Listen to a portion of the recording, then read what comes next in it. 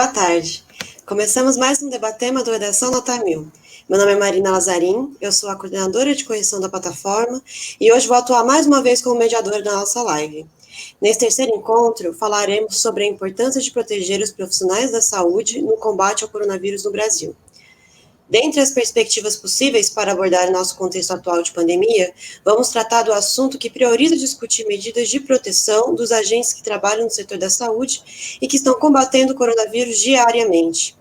Se todos os trabalhadores estão suscetíveis ao contágio, eles então apresentam uma chance de morte que é 146% superior às demais profissões, de acordo com a pesquisa divulgada pelo IPEA.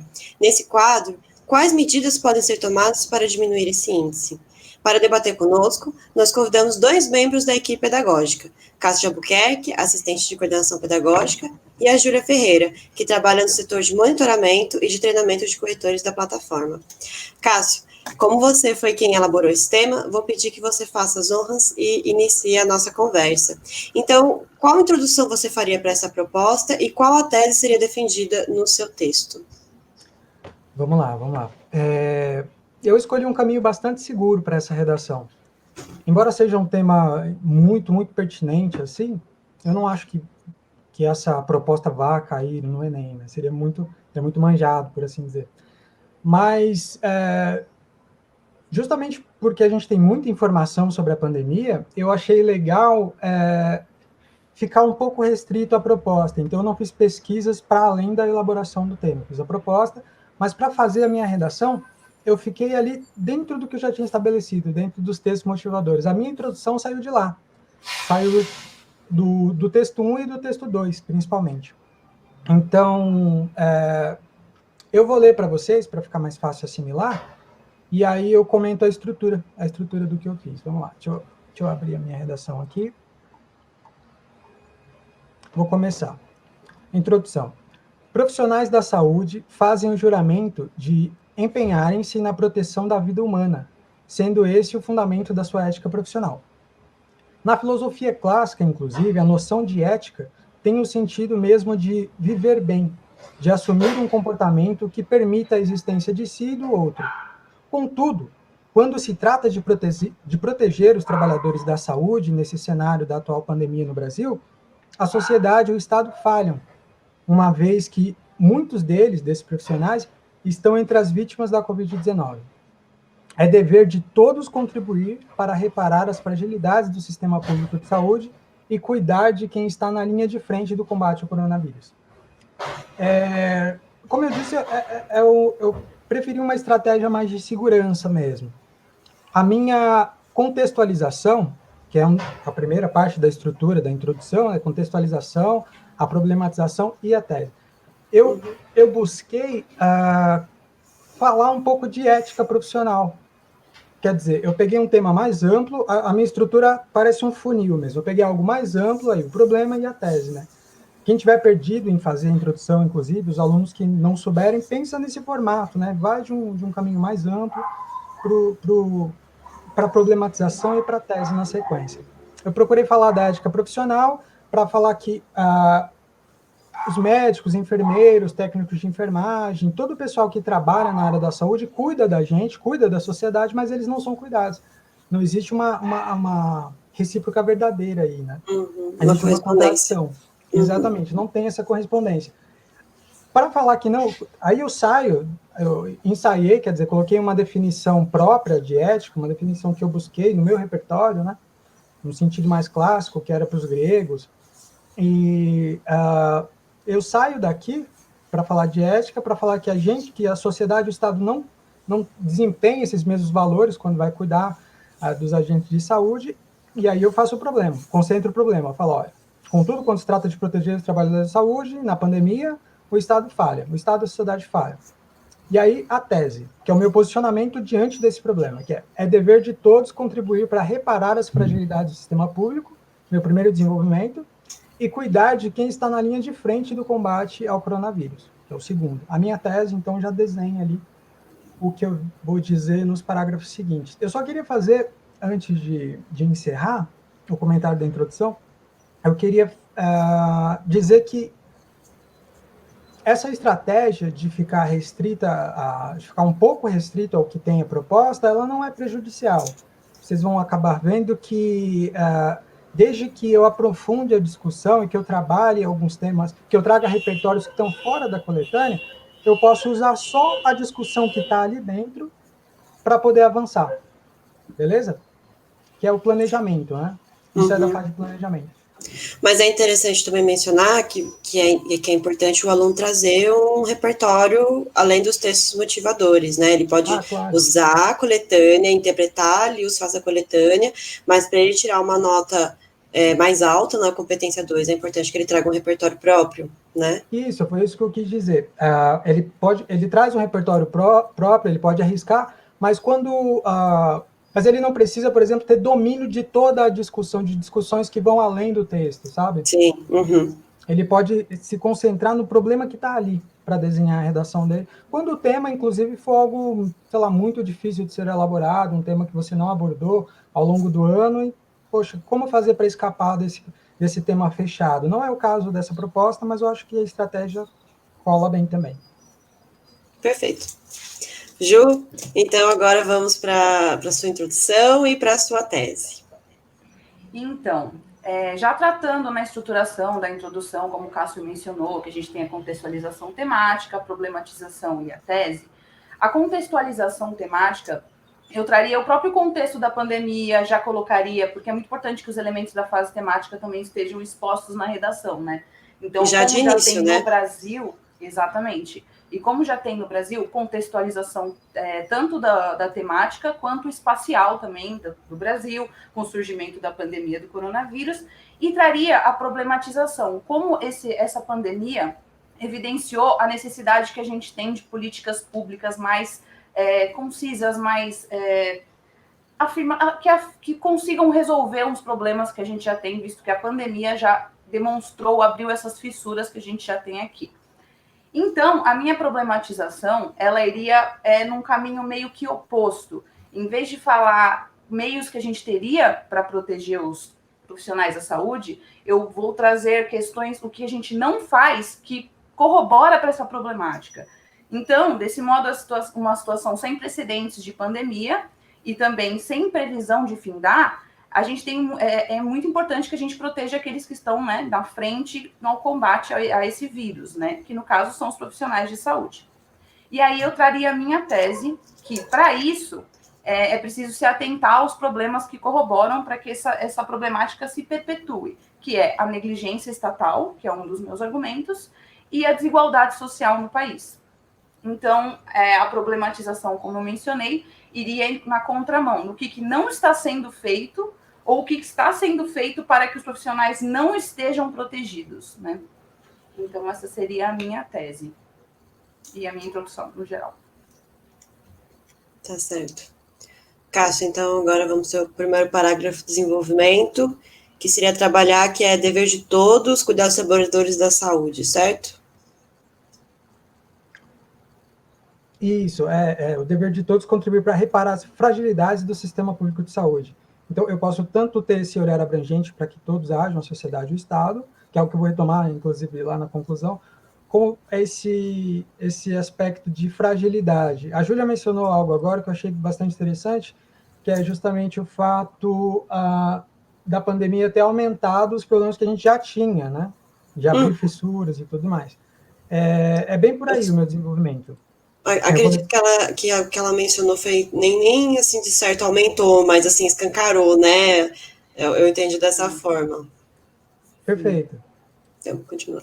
Eu vou também por aí. O meu desenvolvimento, eu vou ler para vocês, para a gente ter uma noção. Eu fiz alguns recortes aqui, pode ser que eu me perca, mas eu vou ler o que não está arriscado, né? que é o mais seguro. Vamos lá. De início, é preciso reconhecer que o sucesso do combate à doença, sobretudo quando se trata do enfrentamento de infecções mortais, depende da assistência dos diversos profissionais dos ambientes hospitalares, né? Nesse sentido, não basta que o poder público apenas construa a estrutura de hospitais de campanha, por exemplo. É primordial o cuidado com os profissionais que estão expostos ao coronavírus e imersos em rotinas extenuantes, especialmente nas periferias das cidades. Vale pontuar que o cenário atual remonta a um problema histórico, anterior ao SUS, quando doentes se amontoavam nas Santas Casas de Misericórdia, vindos do interior do país para os grandes centros urbanos, em busca de tratamentos que, pela falta de pessoal e de material hospitalar, eram quase sempre insuficientes e precários. Para que esse passado seja definitivamente superado, é preciso investir em recursos humanos na área da saúde. Tá. O que eu quis dizer aí é que esses problemas, precisamente, eles já existiam antes do SUS, né? E o repertório que eu trouxe para sustentar essa ideia de fragilidades no sistema de saúde público, que é algo histórico, foi uma lembrança que eu tive, acho que, não sei se é de algum texto que li, de algum comentário que alguém fez, de como era o atendimento na saúde antes do SUS, né? É do Drauzio Varela esse texto. Provavelmente, hein? Sem o SUS é a barbárie, é esse texto. Exatamente. Nossa, é esse texto mesmo. Fica aí como referência, hein, galera? Para qualquer coisa sobre saúde, esse texto é muito interessante. Mostra como a gente avançou, mas ao mesmo tempo ficou repondo o atraso, né? Ficou repondo problemas dentro da saúde. Que eu, na minha perspectiva, é o que eu tento defender aqui, esse atraso se dá justamente pela não valorização do profissional. Não adianta nada a gente construir hospitais de campanha, ter vários recursos, investir em tecnologia, se a gente não investe em quem trabalha. Investir em quem trabalha na saúde é cuidar da segurança dessas pessoas. Segurança em termos de saúde física, psicológica, financeira. Lógico, num parágrafo não dá para desenvolver tudo isso, mas se você toca essas ideias, né, de alguma forma, o seu texto já cria um desenvolvimento. E aí, esse dado, acho que o Dr. Drauzio Varela trouxe mesmo, ele falou de como eram os atendimentos nas Santas Casas, porque quem era mais pobre, quem não tinha carteira assinada, dependia da caridade dos outros. Né? Dependia da caridade. Isso não é, digamos assim, nada contra as instituições católicas, não. Mas é que isso tem que ser um direito do cidadão, é uma questão de cidadania, né? Ter acesso universal à saúde, para que todos, independente de condição social, possa ter a sua vida preservada, né? Fato esse que está na Constituição, inclusive, né? Exatamente. Também já esse pode também trazer como repertório. Esse também é um repertório. Você sabe que na escolha desse repertório eu quis sair um pouquinho, buscar outra coisa, mas a Constituição é um repertório bastante seguro, e tem mais um, deixa eu rolar aqui, que é aquele da série da Rede Globo Sob Pressão, que os alunos usam muito, inclusive. Esse é perfeito, esse é perfeito. Tem um episódio, inclusive, um dos episódios especiais que eles fizeram a respeito da pandemia, sobre a pandemia, né? E aí temporada nova, né? Que é toda sobre a pandemia. Exatamente. Eu achei muita proposta. Eles fazem num hospital montado, né? Para atender os pacientes vítimas da Covid. E aí um dos médicos, se eu não me engano, é infectado. Enfim, eles estão trabalhando num regime muito maluco, assim. E aí, enfim, eu acho que ele acaba ficando doente. Eu achei um episódio só. Na verdade, eu não curto muito séries médicas, eu tenho um pouco de agonia, assim, mas essa em particular, acho que é um repertório muito bom.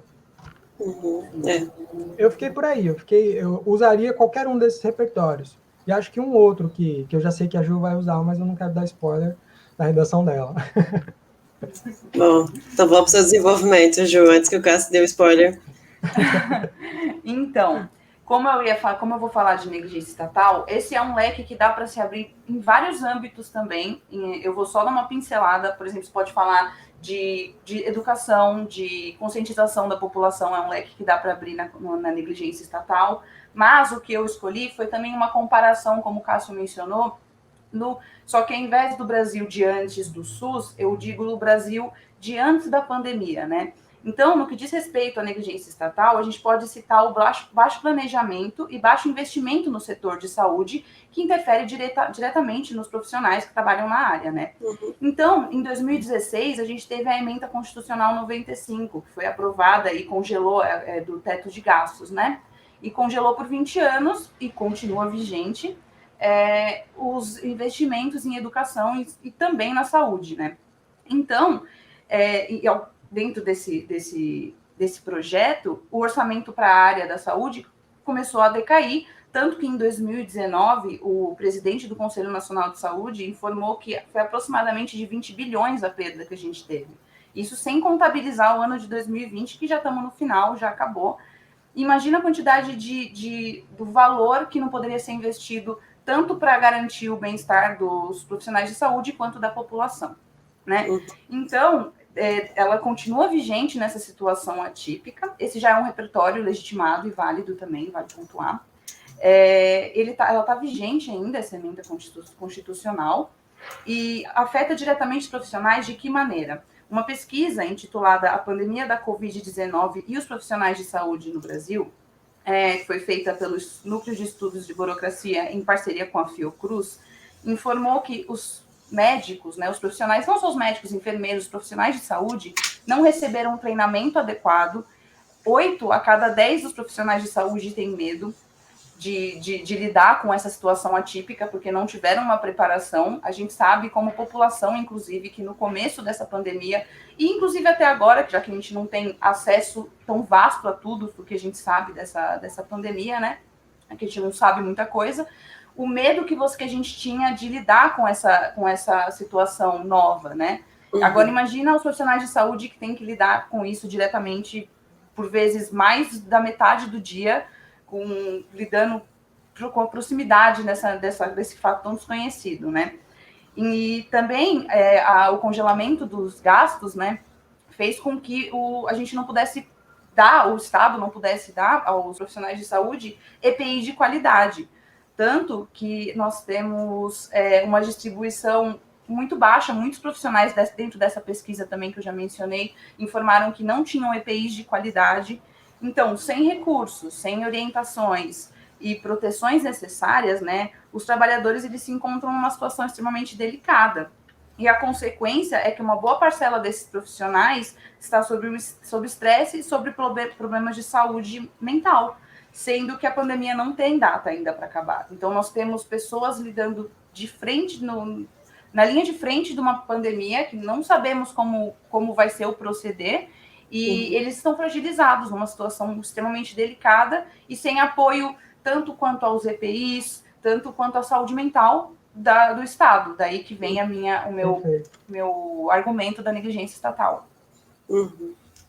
Isso que você falou, teve um trecho que você falou assim que não cuida deles, então acaba prejudicando a população. Então, se a gente pensar o oposto, né, cuidar deles é cuidar da população, meio que indiretamente, né? Eu acho que dá para pensar nesse raciocínio também, assim, investir nos profissionais da saúde, investir na proteção deles, investir na proteção da população também, né? Sim. Exatamente. Até porque eles fazem parte da população, afinal de contas, né? Eles não estão deslocados. No fundo, como mencionei, é o dever do Estado garantir o bem-estar da população, né? Já está na Constituição, e a população é os profissionais de saúde, a gente, tudo, né? Todo mundo que está aqui nesse Brasil. Eu gostei do argumento da Júlia, da referência, inclusive, sobre ela, que eu não queria dar o spoiler, que é o da PEC do teto de gastos, né? Porque é justamente a contradição, é o Estado que deveria cuidar da população, deveria cuidar dos profissionais da saúde, e o próprio Estado tomou uma medida, em 2017, a PEC de gastos, o governo Temer, 2016. Então, o Estado mesmo tomou uma medida que é contra o seu próprio povo, contra a própria população. É uma referência. E não tirou, né? Excelente. Manteve a emenda constitucional até hoje. Tanto que, inclusive, o próprio presidente do Conselho Nacional de Saúde acha que é um absurdo que essa emenda ainda esteja vigente atualmente. Principalmente numa situação de pandemia, né? Sim. Em que tudo deveria ser revisto, enfim. Bom, então, Cássio, bora para o seu segundo parágrafo de desenvolvimento. Vamos lá. Eu já mencionei, então, o desenvolvimento que tratava das fragilidades do sistema, fiz uma comparação, falando sobre como era a saúde antes do SUS. Agora, eu quero avançar para a segunda parte, que fala de cuidar de quem está na linha de frente do coronavírus. Como proteger os trabalhadores da saúde, né? Essa segunda parte da sua tese. Perfeito. Aí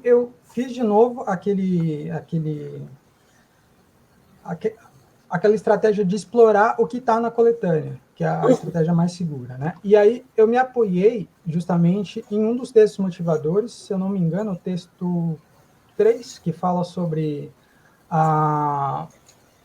sobre um problema social que é muito grave no Brasil, que é a desigualdade de gênero.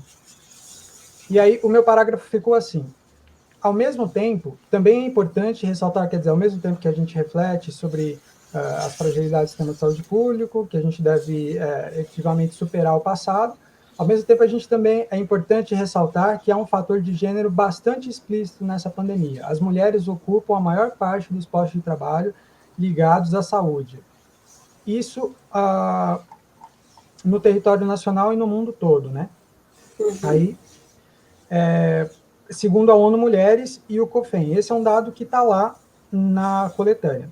É fundamental, então, o olhar atento da sociedade e do governo para esse dado, no sentido de apoiar e fomentar políticas públicas que combatam também a desigualdade de gênero e que construam uma rede de apoio a essas profissionais. Obviamente, a revitalização do SUS, com uma gestão que seja atenta a essas demandas da sociedade, é indispensável para proteger as brasileiras e suas famílias nesse momento de pandemia e no futuro também. Aí eu já vou apontando um pouquinho, já que o texto está chegando no final, apontando para a minha conclusão, para a minha proposta de intervenção ali. Por que eu escolhi me apoiar nos textos motivadores? Afinal de contas, eu preciso ir além dele para ter uma nota boa na competência 2, eu preciso ter um repertório que seja próprio, né? Como eu já utilizei outras referências, eu já falei da noção de ética na introdução, já falei da Santa Casa, das Santas Casas no primeiro desenvolvimento, aqui no segundo eu pensei, poxa, se eu estiver na situação de prova e não estou conseguindo desenvolver, não estou conseguindo pensar em outras coisas, se eu já usei repertório, eu posso usar uma referência da coletânea para fazer o meu texto avançar.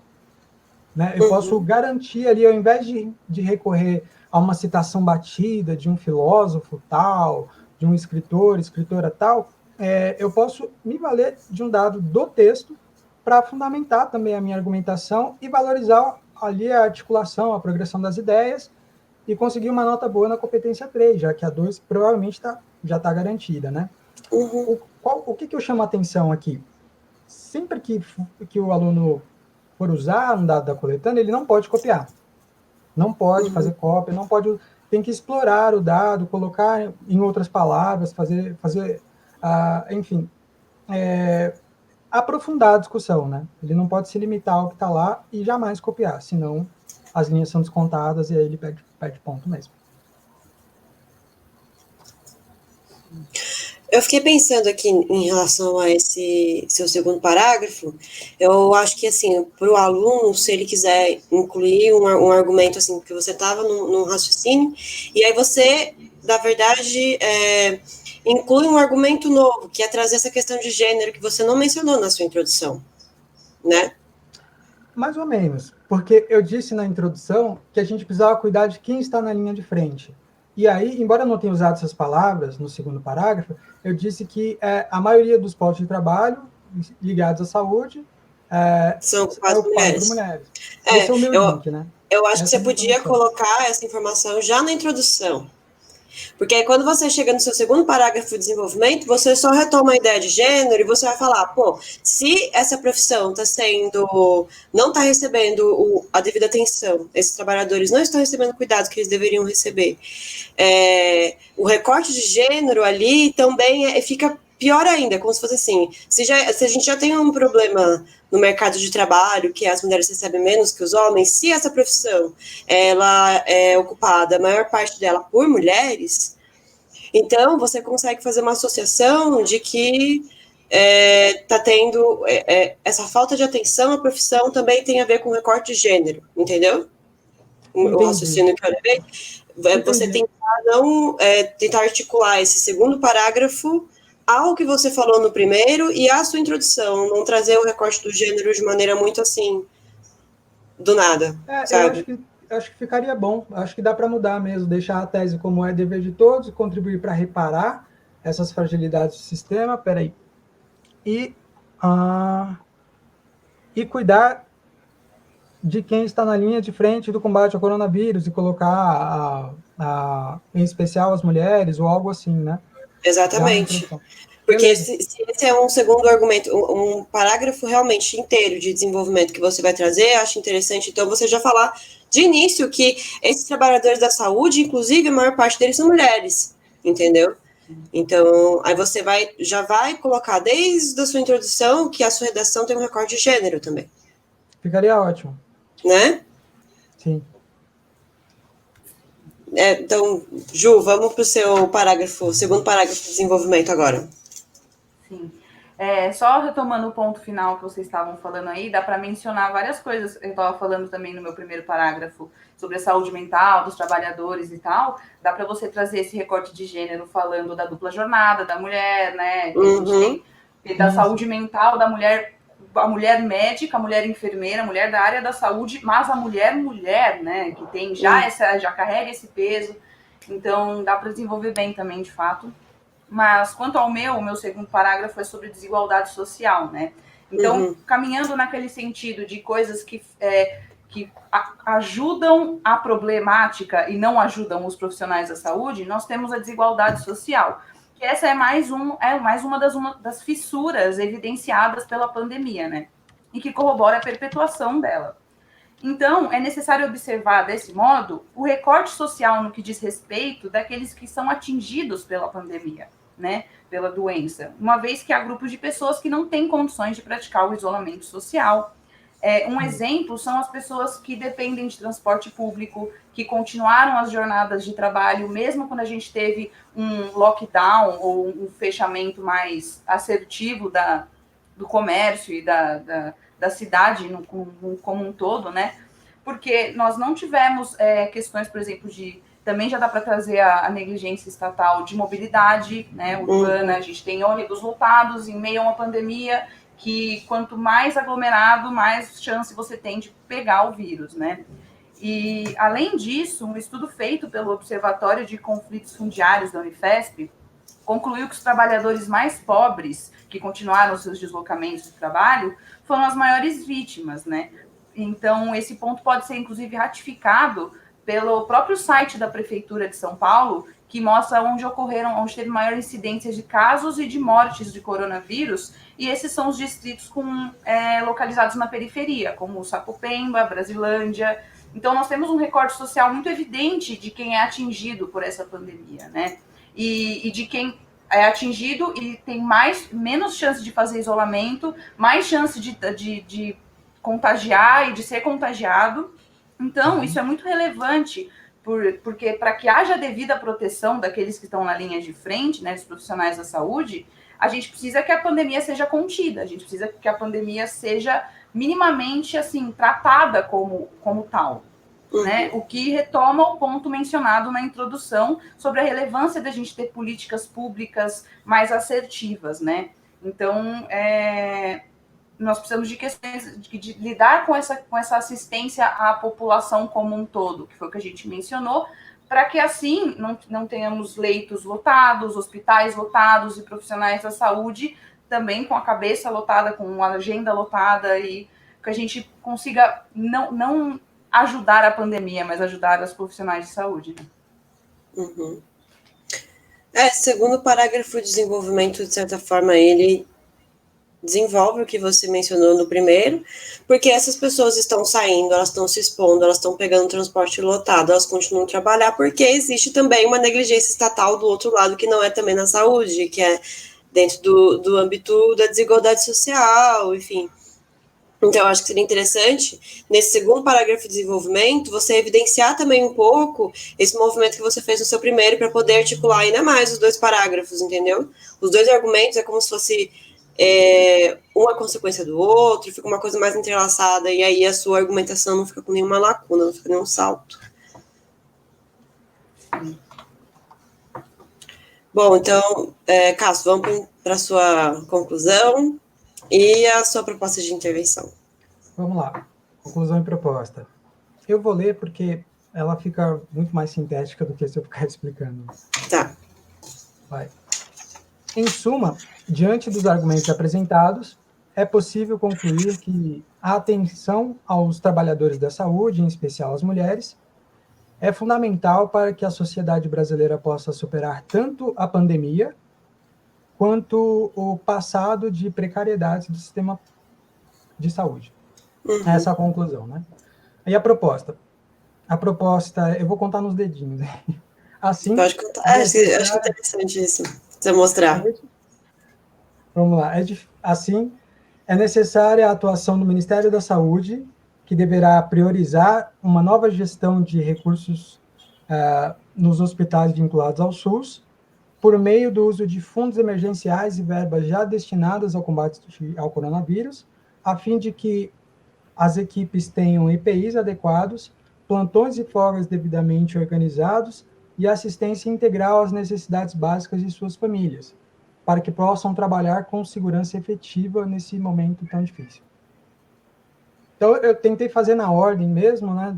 Há alunos que fazem uma inversão, às vezes fica uma salada. Eu gosto de, pelo menos, uma redação mais didática, uma redação para falar sobre como se faz uma redação, eu prefiro montar tudo na ordem. Agente, ação, modo, efeito e o efeito do efeito, ou o detalhamento, né? Detalhamento do efeito. Eu acho que quando o aluno coloca a proposta na ordem, ele facilita para o corretor contabilizar os elementos. Então, ele é muito bom para a gente, desse lado, conseguir contabilizar certinho. Porque aí ele não corre o risco de não ter algum elemento colocado ali mal interpretado, ou então não contabilizado, né? Então, colocar na ordem é a melhor coisa que você faz. A ordem, agente, ação, meio, efeito e um detalhamento. O detalhamento pode ser o detalhamento de qualquer um dos outros elementos, né? Perfeito. Ju, agora a sua conclusão. Lá. Fiz na ordem. Voltar, mas eu acho que é uma ordenzinha que a gente até ok, que é quando você fala o agente, o modo e a ação, aquele modinho ali no meio, tá tudo bem. Mas uma intercalada, né? Uma intercaladinha, mudada. Mas a conclusão é também retomando os pontos, né, que foram mencionados no decorrer do desenvolvimento do texto. Então, diante do exposto, fica claro que é preciso uma melhor administração pública da sociedade como um todo, sobretudo numa situação delicada de pandemia, né, que é a qual a gente está inserido agora. Então, eu vou mencionando os elementos da proposta e falando o que é cada um. Então, o governo federal no papel de agente, por meio de investimentos em políticas públicas, que seria o modo, garanta a distribuição de recursos materiais de qualidade, ação, como EPIs e materiais de testagem, que aí seria um detalhamento da ação, bem como amplie políticas de suporte emocional e psicológico aos profissionais de saúde e à população como um todo, isso seria uma ação 2, a fim de garantir o bem-estar daqueles que estão na linha de frente. Essa seria uma proposta. Não há necessidade de fazer duas, mas como eu mencionei a questão das desigualdades sociais, eu achei legal dar uma finalizada com isso, para amarrar bem a redação, né? Isso, aí você não deixa nenhum problema sem solução. Exato. É essencial também que sejam revistas políticas de proteção social, visando assegurar o que está constitucionalmente determinado de que o Estado deve garantir o bem-estar social a todos. Dessa forma, com recursos garantidos e uma melhor administração pública diante da típica conjuntura, os profissionais de saúde, tão essenciais no momento, se sentirão mais amparados. Muito bem. Perfeito. Bom, então, tivemos aqui 2 redações concluidíssimas, que fizeram argumentos que um pouco relacionados, mas também que foram por caminhos diferentes, né? Vocês gostariam de fazer perguntas um ao outro, discutir um pouquinho os argumentos, o desenvolvimento de vocês? Eu queria fazer uma pergunta, e aí é para a gente, eu acho que eu tenho a resposta, mas não sei se é certa. No caso da proposta de intervenção, se o aluno... para minha redação, isso eu acho que não cabe, porque eu juntei as duas coisas, fiz uma proposta só. Mas no caso da proposta da Júlia, se por um acaso ela deixasse, ou o aluno que estiver na situação, uma redação próxima dela, deixar de colocar aquela segunda proposta que atende ou responde a uma demanda do texto, ele perde pontos na competência 3? Perde. Pergunta, né? Não, eu entendi o que você está dizendo. É que o que você mencionou foi, se um aluno ele traz dois argumentos, né? Em dois argumentos no sentido assim, vai apontar dois problemas, né? E daí, na proposta dele, vai resolver só um problema. A gente vai ter um projeto de texto com lacuna, né? Porque ele tá dando uma solução para um dos elementos só que ele desenvolveu, né? Então, tem que pensar nisso. A proposta de intervenção, ela é contabilizada na competência 5, mas ela também é avaliada na competência 3, porque ela faz parte do texto, ela não é algo fragmentado da redação, ela faz parte do projeto, a gente tem que levar isso em consideração. Inclusive, como avaliadores, né? Quando chega na hora da proposta, tem avaliador que só vai na continha e nem avalia muito bem se a proposta está relacionada com o que foi desenvolvido no texto. Então, tem que avaliar certinho, porque a proposta ela faz parte da conclusão, e a conclusão faz parte é integrada ao texto, né? Então, é verdade. Eu acho que, usando o meu texto como exemplo, né, que eu fiz 2 propostas, sendo que a minha primeira proposta tinha 2 ações, se eu trouxesse essas questões de políticas públicas que mitigassem a desigualdade social nessa segunda ação, que seria feita pelo governo federal, então ele tem um papel de agente ativo nessa questão, também já seria um bom fechamento, já traria esses elementos, né? Não necessariamente eu precisaria criar essa nova proposta de intervenção e tudo mais. É que eu quis aumentar e fazer mais propostas. Mas você pode trazer só uma ação. Ela quis se exibir, mostrar que ela sabe fazer. Mas eu aproveitei isso justamente para a gente lembrar isso que você falou, Marina, que não é porque o cara atingiu 5 pontos, ou os 200 pontos, na verdade, na competência 5, que necessariamente ele vai conseguir que a proposta atinja o mesmo resultado lá na competência 3. Quer dizer, ele não pode deixar de dar conta de todas as demandas, as lacunas que ele deixou no texto, né? Exatamente. Outra coisa que os corretores deixam de fazer às vezes, né, falando um pouquinho da nossa classe, acho que é deixar de avaliar quando falta a conclusão, quando o aluno vai direto para a proposta de intervenção. Isso acontece também, né? Exatamente. Mas isso também é uma questão que os alunos esquecem, às vezes, que a redação do Enem, ela tem que ter conclusão, é uma dissertação. Então, às vezes, eles só desenvolvem uma proposta de intervenção e não concluem o texto. Tem que ter a proposta de intervenção, ela deve estar incluída na conclusão, e não substituir a conclusão. Então, tem que ter a conclusão, não pode esquecer dessa parte importante da redação, deixar um texto sem concluir, né? É isso aí. Bom, então, a gente vai encerrando já. Para quem se interessou pela proposta, a proposta está aqui embaixo, no link, você pode acessar o site gratuitamente e ler a proposta. E também, se você tiver interesse em continuar assistindo as próximas lives, se inscreva no nosso canal e acompanhe. Muito obrigada, Cássio e Ju, pela companhia. Até a próxima. Tchau, tchau.